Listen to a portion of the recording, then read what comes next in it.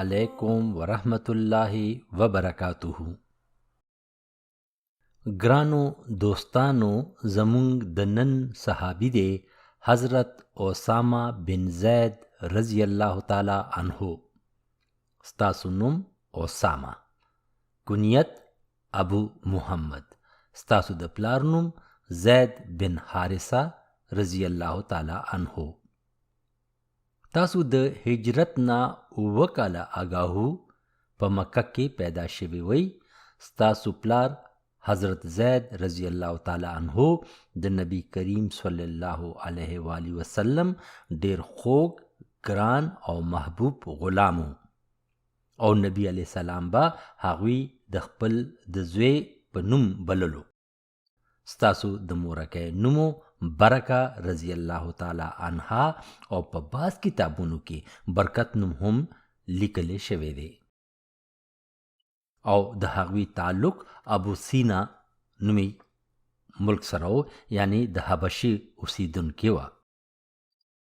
تاسو رضی الله تعالی عنها د نبی کریم صلی الله علیه و آله وسلم د مور بیبي کنیزه وه، او هغوی ته دا رتبه هم حاصله وه چې هر کله چې د نبی کریم صلی الله علیه و آله وسلم والده بیبي آمنه وفات شوه، نو هغوی د نبی علیه السلام د پرورش ذمه واغسته.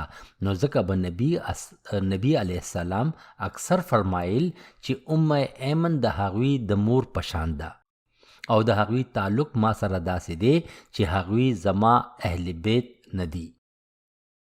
تاسو د والد محترم نومو حضرت زید بن حارثه رضی الله تعالی عنه، او هغوی د نبی علیه السلام زړه ته ډیر نږدې او محبوب غلامو.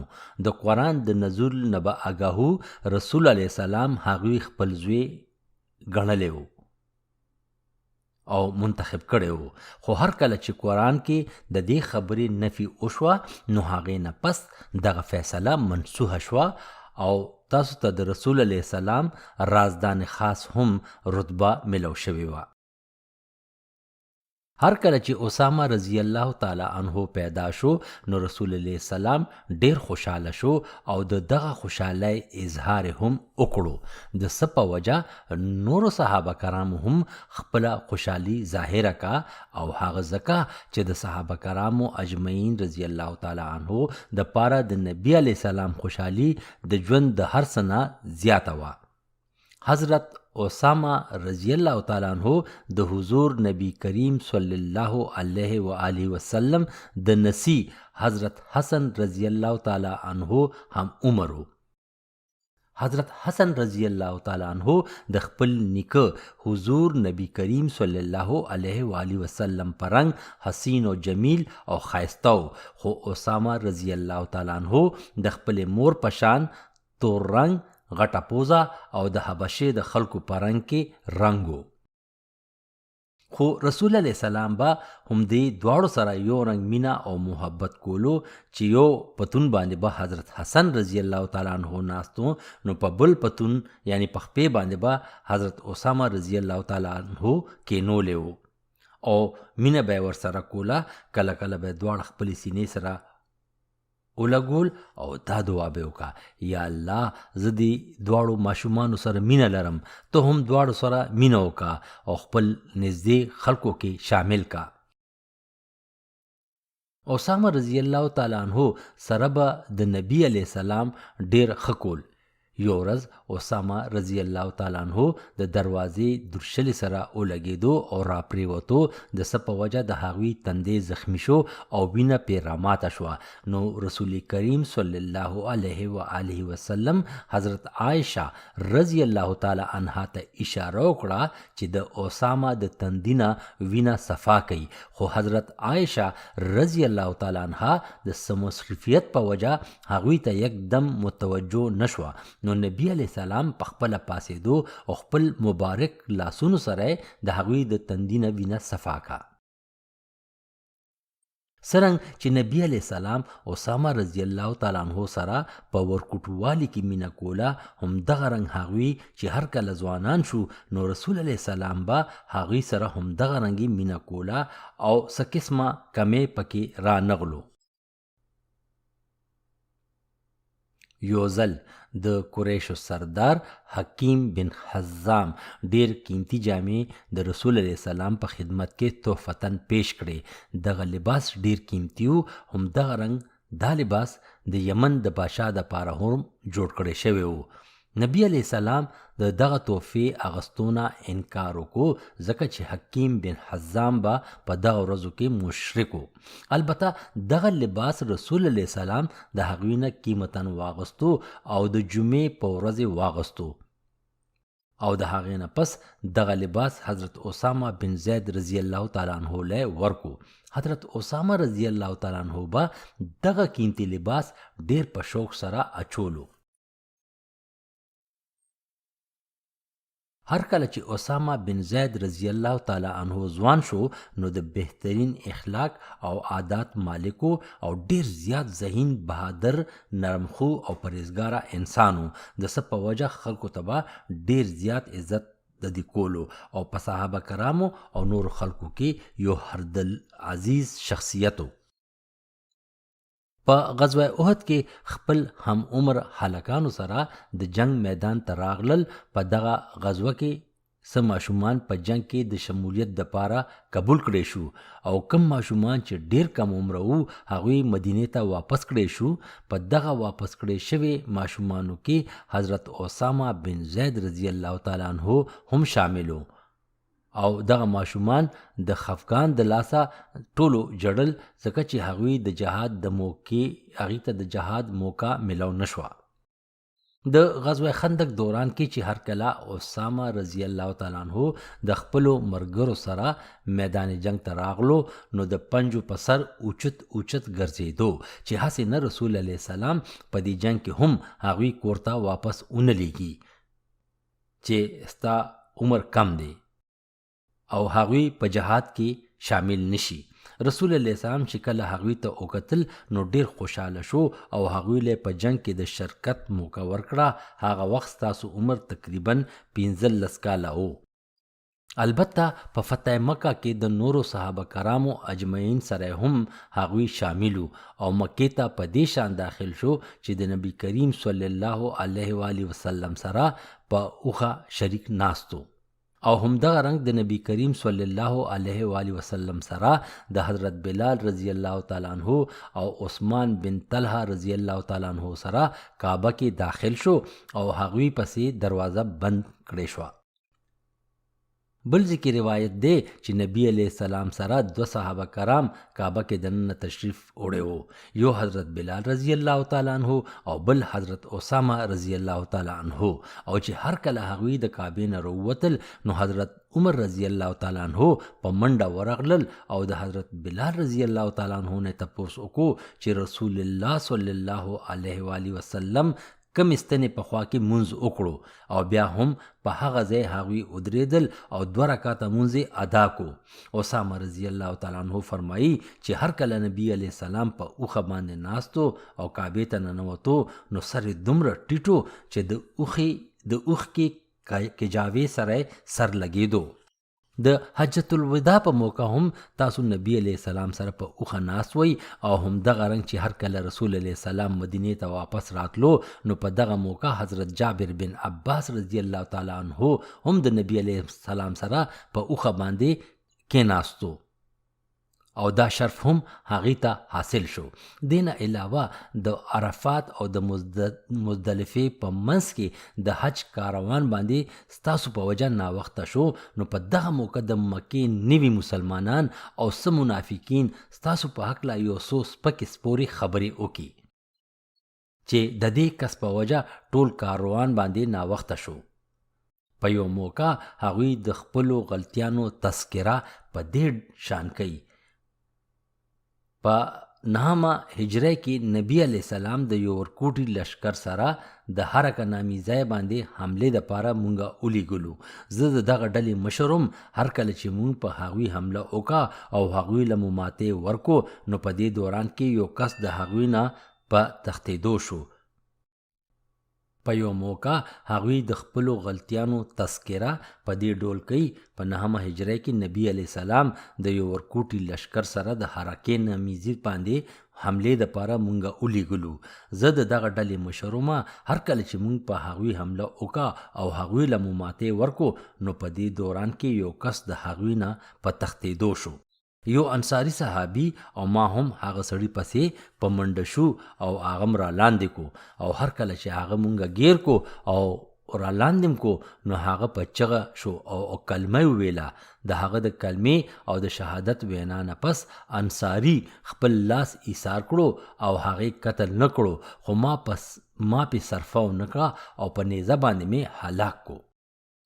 کله چې واپس راغلو نو انصاری رضی الله تعالی عنہ رسول الله سلام ته ټوله کیسه بیان کا. نو رسول الله سلام ډیر زیات خپه شو او وی فرمایل چې اسامه تا یو داسې سړی قتل کو چا چې کلمه ویلې وه او د هغې نه پس تا هغه قتل کو. ما ورته عرض وکړو یا رسول الله هغه د خپل ځان بچ کولو دپاره کلمه ویلې وه. رسول الله سلام زما دا خبره او نه منله او بیا دا ذکر کولو چې تا په ناحقه باندې یو کس قتل کړو، تا په یو ناحقه باندې یو مسلمان قتل کړو. رسول الله سلام دومره ځل دا خبره بیان کا چې زه په زړه کې ډیر ملامته شوم. رسول الله سلام په دغه وخت دا هم وفرمایل چې اسامه تا به د هغه سینه پر سپړدلې وه او د هغه زړه به دې هم کتلی و چې هغه مسلمان شوی او کنه. د نبی علیہ السلام د دې خبرې نه دا اندازه هم وشوه چې د مسلمان کېدو دپاره صرف کلمه ضروري ده، نور الله ته معلومه ده چې هغه د زړه نه مسلمان دی او کنه. دا کار ستا نه دی چې هغه رښتیا دی او که دروغجن. او بیا نبی علیہ السلام فرمایل چې اسامه ته به د قیامت په ورځ خدای له څه جواب ورکې.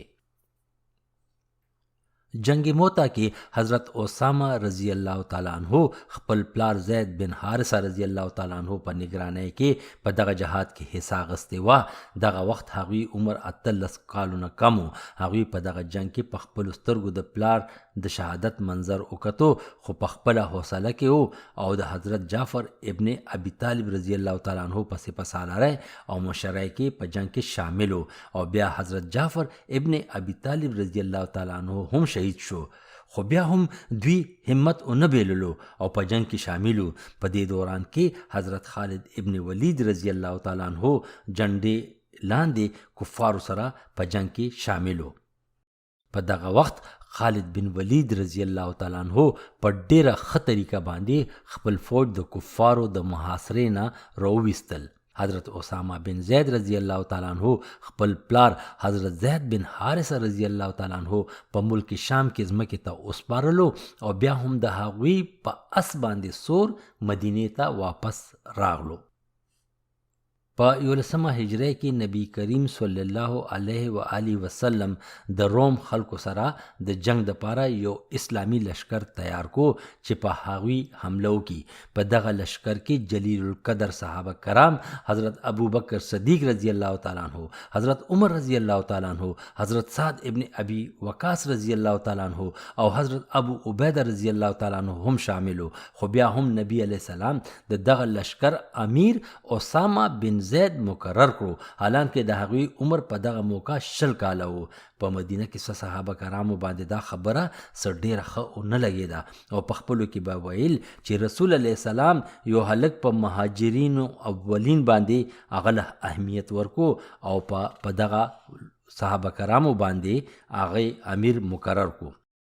هر کله چې نبی علیہ السلام د دې خبرې نه خبر شو نو ډیر زیات خفه شو او د بیماری په حالت کې د حجرې نه جومات ته راغلو. د بیماری د لاسه په سرې پټۍ تړلې وي او منبر باندې ودرېدو او خلکو ته مخاطب شو چې زه خبر شوی یم چې بعض خلکو ته په دې خبره اعتراض دی چې ما اسامه بن زید د لشکر امیر ولی مقرر کړی دی. د اسامه امیری لشکر مقرر کېدو باندې د خلکو د اعتراض کولو څه اولنی ځل نه دی. دین آگاهو د هغه په پلار باندې هم دغه اعتراض کېدو. د ما په خدای باندې قسم دی چې هغه د دې عهدې حقدار او د هغه نه پس د هغه زوی هم د دغه مرتبه او د عهدې حقدار دی. هغه زما زړه ته ډیر نږدې او دی هم په ما ډیر ګران دی او د ښه سلوک مستحق دی. تاسو خپل تعلق او رویه د سره ښه ساتئ او دی په تاسو کې د ښه خلکو په شمیر کې راځي. او دی بیان نه پس رسول الله سلام خپل حجرې ته واپس لاړو. د دې لشکر اولنی منزل د مدینې نه بهر جرف نومي ځای و. جرف هغه وادي ده کومه چې د مدینې نه یو منزل لرې ده. هر کله چې د مدینې نه یو قافله یا لشکر به روانېدو نو خپلوان به دغه قافلې سره تر جرف نومي دی پورې تلل او هلته نه به هغوی ته په مخه ښه ویل او تر هغې پورې به په دغه ډبکه ولاړو تر څو پورې چې قافله به د سترګو نه پناه شوې نه وه. لشکر خپل پړاو یعنی استوګنه په جرف کې وکړه او صحابه کرام به د نبی علیه السلام د ملاقات دپاره تلل او راتلل او د ملاقات نه پس به واپس لشکر ته لاړل. اسامه رضی الله تعالی عنہ نبی علیه السلام ناجوړه پرېښودو او دې دپاره به هغه هم د ملاقات دپاره هر ورځ راتلو. د اتوار په ورځ اسامه رضی الله تعالی عنہ د نبی علیه السلام د ملاقات دپاره راغلی و. هغه وخت نبی علیه السلام طبیعت ډیر خراب او بیا به بېهوشه کېدل. اسامه رضی الله تعالی عنہ نبی علیه السلام په رخسار مبارک ښکل کړل خو نبی علیه السلام بالکل خاموشه و. خو په دې بېهوشۍ کې هم هغې خپل لاس مبارک د دعا دپاره اسمان طرف ته اوچت کو، دعا یې وکړه او بیا خپل لاس مبارک اسامه رضی الله تعالی عنه باندې کېښودلو. اسامه رضی الله تعالی عنہ د ملاقات نه پس واپس لشکرګاه ته لاړو او په دویمه ورځ د ملاقات دپاره سحر وخت کې واپس راغلو. په دغه ورځ د نبی کریم صلی الله علیه و آله وسلم طبیعت لږ غوندې ښه. هغوی چې اسامه رضی الله تعالی عنہ وکتو نو حکم یې ورته وکړو چې لشکر دی روان شي. اسامه رضی الله تعالی عنہ واپس لشکرګاه ته لاړو او د روانګۍ حکم وکړو. خو د جرف نه د روانېدو نه آګاهو د هغوی مور بیبي د قاصد په لاس خبر راولېږلو چې د نبی علیه السلام آخري وخت دی او د دنیا نه په رخصتېدو دی، نو دې دپاره واپس شئ. حضرت عمر، حضرت ابو عبیده او حضرت اسامه رضی الله تعالی عنہ درې واړه واپس مدینې ته راغلل. هر کله چې هغوی مدینې ته راورسېدل نو نبی علیه السلام په حق رسېدلی و او همدې خبرې سره ټول فوج د جرف نه مدینې ته واپس راغلل او د دغه لشکر روانګي د څه وخت دپاره ملتوي کړې شوه. اسامه رضی الله تعالی عنہ د نبی علیه السلام په تدفین کې مصروفه شو او دا رتبه هم ورته ملو شوه چې د نبی کریم صلی الله علیه و آله وسلم جسم مبارکه په قبر کې په خپل لاسونو باندې کېښوده. د نبی کریم صلی الله علیه و آله وسلم د وصال نه پس هر کله چې ابوبکر صدیق رضی الله تعالی عنہ خلیفه منتخب شو نو هغوی اولنی کار دا وکړو چې د حضرت اسامه رضی الله تعالی عنہ په مشرۍ کې د لشکر اسلام د روانېدو حکم وکړو، ځکه چې د دغه لشکر د روانېدو حکم د الله رسول صلی الله علیه و آله وسلم په خپل ژوند کې کړی و.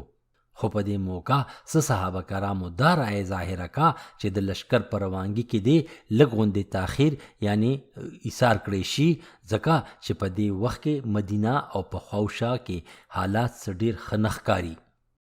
هغوی حضرت عمر رضی الله تعالی عنہ ته خواست وکړو چې ابوبکر صدیق رضی الله تعالی عنہ سره مشوره وکړي چې په دغه وخت زر دا لشکر دی نه روانئ او کچرې هغوی په هر حالت کې دا غواړي چې دا لشکر دی اوس روان شي نو بیا ورسره مشوره وکړئ چې د اسامه رضی الله تعالی عنه په ځای دی څوک بل څوک امیر لشکر مقرر کړی شي څوک چې په عمر کې او جنگي تجربه کې د حضرت اسامه رضی الله تعالی عنه نه زیات وي. هر کله چې ابوبکر صدیق رضی الله تعالی عنہ دا خبره واوریده نو ډیر په غوسه شو او په غوسه کې حضرت عمر رضی الله تعالی عنہ ته او فرمایل ای ابن خطاب څومره د افسوس خبره ده چې رسول الله السلام په خپله اسامه د لشکر امیر مقرر کړی او تاسو ماله مشوره راکوئ چې زه د هغه د دغه رتبې نه معزوله کم. زما په خپل الله قسم دی چې دا کار هیڅکله هم نشي کېدی. هر کله چې حضرت عمر فاروق رضی الله تعالی عنہ واپس د لشکر خلکو له راغلو نو هغوی ته تپوس وکړو چې ابوبکر صدیق رضی الله تعالی عنہ تاسو له څه جواب درکو. نو حضرت عمر رضی الله تعالی عنہ په جواب کې ورته وویل چې الله دې تاسو سره پوه شي مانم د رسول الله سلام خلیفہ خفه کو. پاسئ زر شئ او تیاری وکئ چې لشکر روان شي. هر کله چې دا لشکر د خپل ځوان قائد او مشر په نگرانی کې چې روان شو نو حضرت ابوبکر صدیق رضی الله تعالی عنہ هغوی له د په مخه خویلو د پاره د مدینې نه بهر پورې هغوی سره پیدل روانو او اسامه رضی الله تعالی عنہ په اس ناستو او ابوبکر صدیق رضی الله تعالی عنہ د هغه د اس واګه نیولې وه او ورسره پیدل روانو. حضرت اسامه رضی الله تعالی عنہ حضرت ابوبکر صدیق رضی الله تعالی عنہ ته خواست وکړو چې ماله اجازت راکړئ چې زه هم د اس نه کوز شم او تاسو سره پیدل روان شم او کچره دا اجازت تاسو نه راکوئ نو تاسو په خپله هم په اس کینئ او ما سره جلیب کې مدینې ته بهر لاړ شئ. خو حضرت ابوبکر صدیق رضی الله تعالی عنہ د دې دواړو خبرو نفي وکړه او وی فرمایل چې د ما په خدای باندې قسم دی چې دا زه داسې هیڅکله هم نشي کېدی او ما دپاره دا خبره د عزت او د مرتبه جوګه ده چې زه خپل یو څو قدمونه د الله په لار کې استعمال کم. اسامه رضی الله تعالی عنہ ته نصیحتونه کولو نه پس دی ورته هم وویل چې رسول الله سلام تا ته کم نصیحتونه کړیو په هغه نصیحتونو ضرور عمل وکړه او بیا ورته په رو اواز کې وویل که چېرې ته په دې نه خفه کېږې او محسوسې نه نو ما له اجازت راکړه چې زه حضرت عمر رضی الله تعالی عنہ تاسو نه ایثار کم ځکه چې د هغوی ما ته ډیر ضرورت دی او هغوی مدینه کې ما سره پاتې شي. اسامه رضی الله تعالی عنہ په دې خبره رضامند شو او د حضرت عمر رضی الله تعالی عنہ مدینه کې پرېښودو. حضرت اسامه رضی الله تعالی عنہ هغه ټول مرکې سرته ورسولې کومې چې نبی علیه السلام ورته په کوته کړې وې. په اولنۍ مرحله کې په فلسطین کې بلقا او په کلادار نومي علاقې فتح کې او بل طرف ته دیار شام مصر او د شمالي افریقې علاقې هم فتح کړې او بحر ظلمات پورې اسلامی حکومتي خور کو. د دې لشکر کشۍ یو وجه دا هم وه چې د رومن د بادشاهانو چې کومه دبدبه او روب په دغه علاقو کې و هغه ختم کو او ورسره د مسلمانانو د زړونو نه هم د هغوی د ناقابل شکست یره لرې کړه او بیا د دې لشکر کشای نه لږه موده پس دغه سلطنتونه د مسلمانانو قبضه کې راغلل چې د څه ابتدا حضرت اسامه رضی الله تعالی عنہ کړې وه. اسامه رضی الله تعالی عنہ سره د خپل لشکره هر کله چې مدینې ته واپس راتلو نو ابوبکر صدیق رضی الله تعالی عنہ ډیر د خوشحالۍ نه سره د نورو صحابه کرامو او د خلکو مدینې نه بهر هغوی ته د هرکلی دپاره راووتل. اسامه رضی الله تعالی عنہ ډیر په شاندار انداز کې سره د خپل لشکره مدینې ته راننوتو. لشکر نه مخکې برده بن حسیب د لشکر جنډه اوچته کړې وه او ورپسې اسامه رضی الله تعالی عنہ د خپل د پلار اس سبا نومي باندې ناستو. هر کله چې مدینه کې داخل شو نو اول مسجد نبوي ته لاړو او 2 رکعات نفل ادا کړل. هر کله چې د حضرت عمر رضی الله تعالی عنہ د خلافت دور راغلو نو هغوی ټول صحابه کرام د ټولو صحابه کرامو د پاره وظیفه مقرره کړه.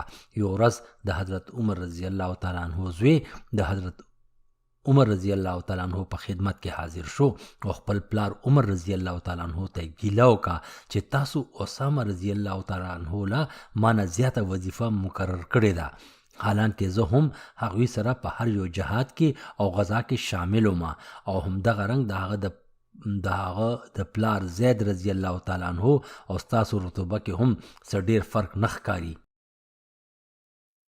حضرت عمر رضی الله تعالی عنہ خپل زوی ته او فرمایل چې زه ډیر افسوس کوم چې تا ته د دې فرق پته نشته، ځکه چې ستا د پلار نه زیات رسول الله سلام ته زید بن حارثه رضی الله تعالی عنہ نږدې او همدغه رنګ اسامه هم تا نه زیات نبی علیه السلام ته نږدې دی او نږدې او.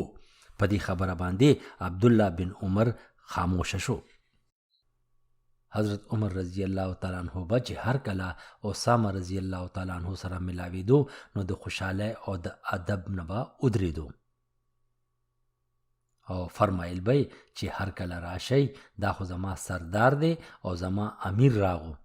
خلکو به چې د هغوی دا انداز وکتو نو حیرانه به شو او تپوس به وکړو چې یا امیر المؤمنین تاسو ولې دومره په پرتپاک انداز کې اسامه سره ملاویږئ؟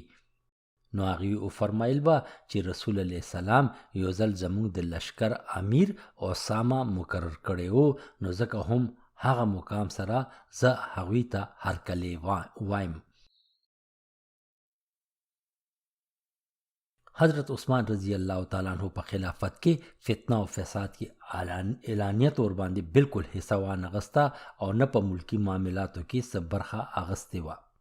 البته د قیام امن او امن و سکون د پاره حضرت عثمان رضی الله تعالی عنہ له مشورې ورکولي. خلکو به ورته وویل چې تاسو اعلانیت ور باندې او په ښکاره باندې هغوی له مشورې ولې نه ورکوئ؟ نو هغوی وفرمایل چې هغه ځکه چې زه نه غواړم چې زما د خبرې نه هم څوک یو نوې فتنه جوړه کړي او د هغه فتنې ذمه دار د ما هم وګڼلی شي. او هر کله چې حضرت عثمان رضی الله تعالی عنہ د شهادت نه پس حالات نور هم خراب شو نو هغوی د هر څه نه ځان په ډډه کړل. حضرت امیر معاویه او د حضرت علی رضی الله تعالی عنہ په جنگ کې هم څه حصہ او برخه وانغسته. حضرت علی رضی الله تعالی عنہ ورته یو ځل سوال جواب وکړو چې زما د طرف نه په جنگ کې حصہ واخله. نو په جواب کې ورته تاسو فرمایل که چېرې تاسو د شیر په پنجره کې ننوتئ نو زه به چېرې هم صرفه ونه کم او تاسو سره به په دغه پنجره کې ننوځم او شیر سره به جنگ وکم، خو د مسلمانانو په دې 2 ډلو کې زه حصہ نشم اغستی.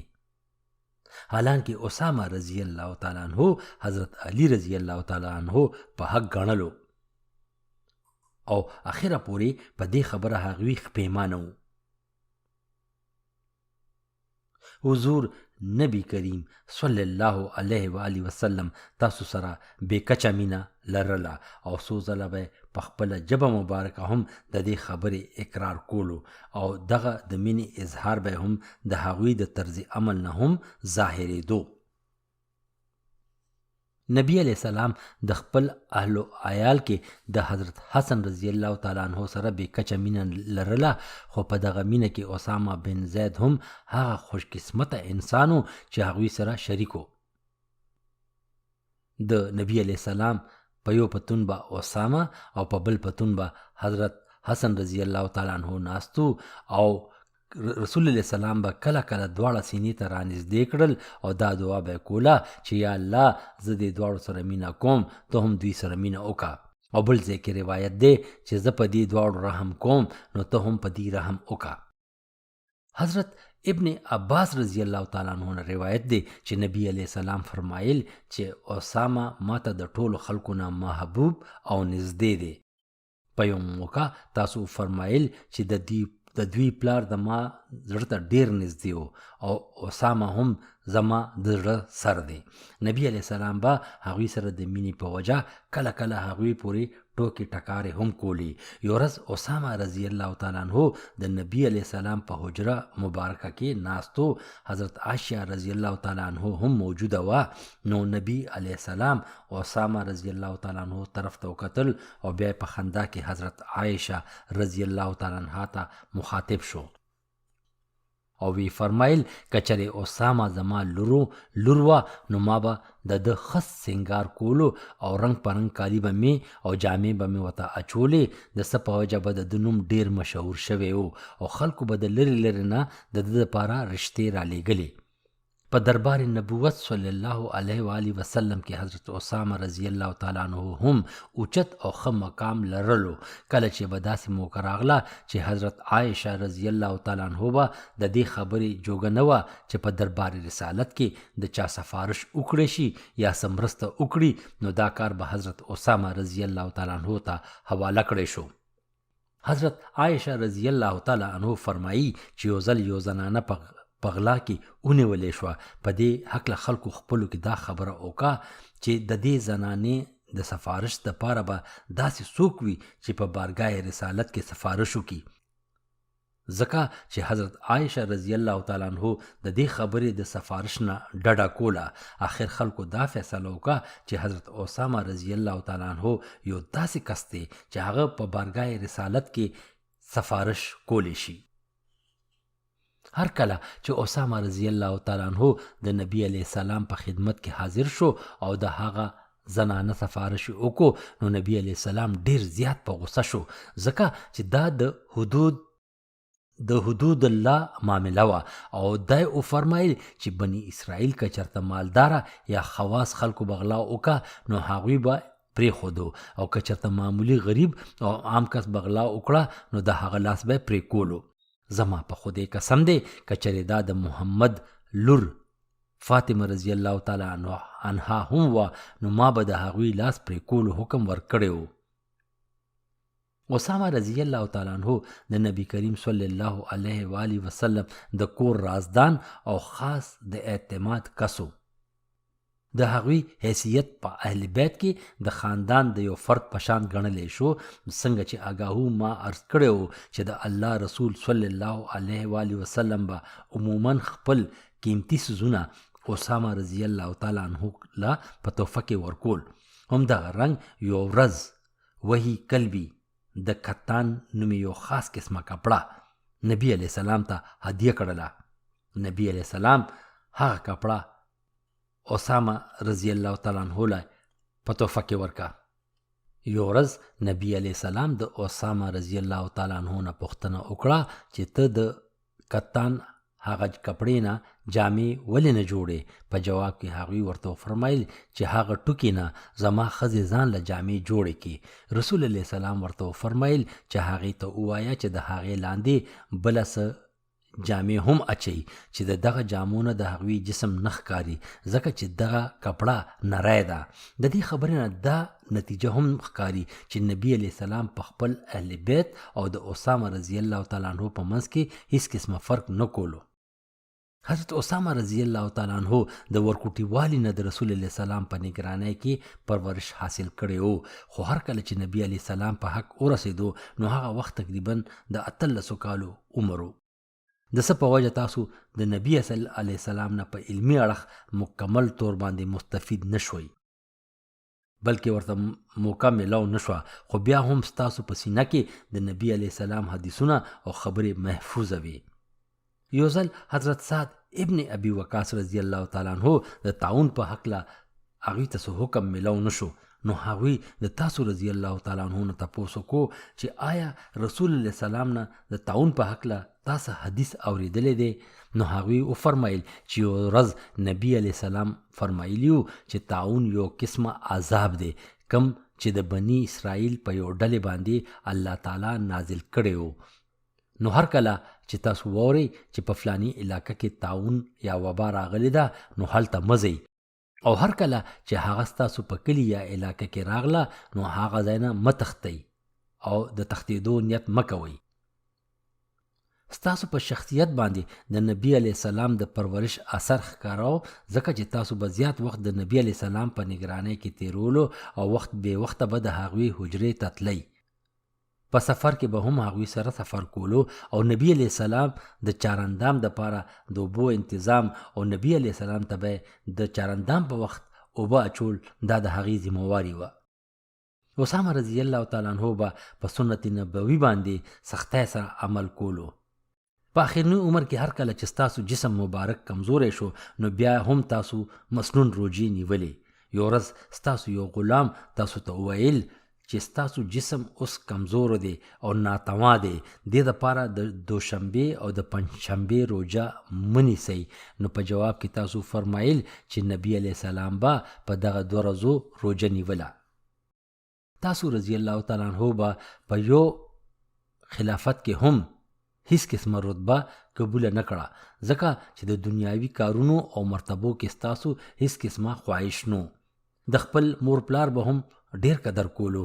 محمود بن سیر نه روایت دی چې د حضرت عثمان رضی الله تعالی عنه په دوره خلافت کې د کجورو د ونو قیمت ډیر زیات شو او تقریبا 1000 درهمه باندې به یو ونه خرڅېده. یو ورځ هغوی یو ونه پرېکه او د هغې په منځ کې کم خوږ پوک یعنی نرمه حصه چې وه هغې راویستل شروع کړ. خلکو ته تپوس وکړو دا داسې ونې ولې پرېکې؟ نن سبا خو ونې ډېرې په ګرانه میلاویږي او ته دغه رنګ قیمتي ونې ضایع کې. تاسو ورته په جواب کې ویل چې پرون زما مورکۍ ما نه د کجوري د ونې غوښتنه کړې وه، نو ځکه د هغې د هر هغه حکم تابعداري کوم کم چې زما په وس کې ده، او که هغه هر څومره ګرانه وي هغه فرمایش به زه پوره کومه. حضرت اسامه رضی الله تعالی عنه د خلافت د فتنې نه پس هغې بالکل ګوشه نشین شو او د دنیاوي او سیاسي کارونو کې هیڅ قسمه حصه نه اخیسته او په یو خلافت کې هم څه قسمه عهده قبوله نه کړه. ډیر ساده او ګوشه نشین ژوند یې تیرولو، نو ځکه د هغوی د ژوند آخري حالاتو ذکر په تاریخي کتابونو کې نه ښکاري. اسامه رضی الله تعالی عنه د امیر معاویه رضی الله تعالی عنه د خلافت وخت پورې ژوندی و او تقریبا 55 هجری کې د 80 کالو په عمر کې د مدینې نه بهر جر نومي کلي کې وفات شو او په مدینه کې جنت البقیع کې ځمکې ته وسپارلی شو. ان لله و ان الیه راجعون.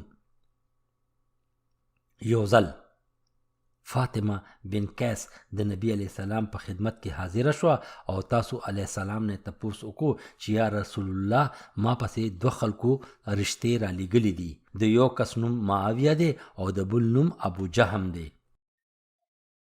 رسول علیه السلام په جواب کې وفرمایل چې مالی حالت کې امیر معاویه غریب او مفلس دی او ابو جهم ډیر غضبناک دی او خپل بال بچ او نور ښځو سره ډیره سختی کوي او هر وخت هغې په خپله چوکه باندې وهي. نو د ټولو نه بهتره دا ده چې ته اسامه رضی الله تعالی عنه سره واده وکړه. پس د رسول علیه السلام په وینا هغوی اسامه رضی الله تعالی عنه سره نکاح وتړله.